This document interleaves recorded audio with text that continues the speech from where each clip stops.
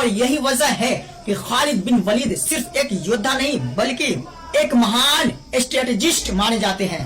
دوستو اب ہم پہنچ چکے ہیں اس کہانی کے سب سے اہم اور ایموشنل موڑ پر۔ جنگ ختم ہو چکی تھی، بیٹل آف موتا، اور اب سوال یہ تھا کیا ہوا اس جنگ کے بعد، کیونکہ اصلی کہانی ابھی بھی باقی تھی۔ اگر ہم اس جنگ کو لاجیکلی دیکھیں تو ٹیکنیکلی مسلمانوں نے جنگ جیتی نہیں تھی، لیکن انہوں نے ہار بھی نہیں مانی، اور یہی سب سے بڑی بات تھی کیونکہ دشمن سنکھیا میں بہت زیادہ تھا۔ تینوں بڑے کمانڈر شہید ہو چکے تھے، حالات پوری طرح خلاف تھے، پھر بھی پوری فوج سرکشت واپس آئی۔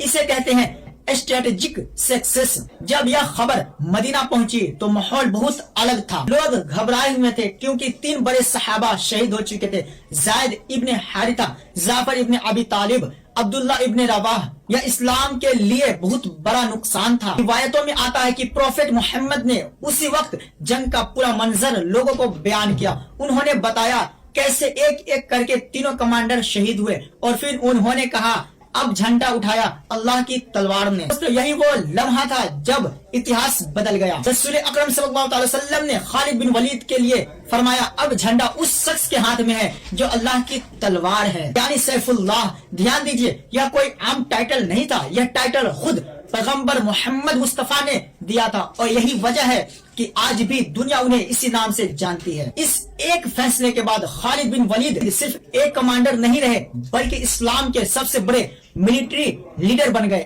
آگے چل کر انہوں نے بڑی بڑی جنگیں جیتی، دشمنوں کو ہرایا اور اسلام کو پھیلانے میں بہت بڑا کردار نبھایا۔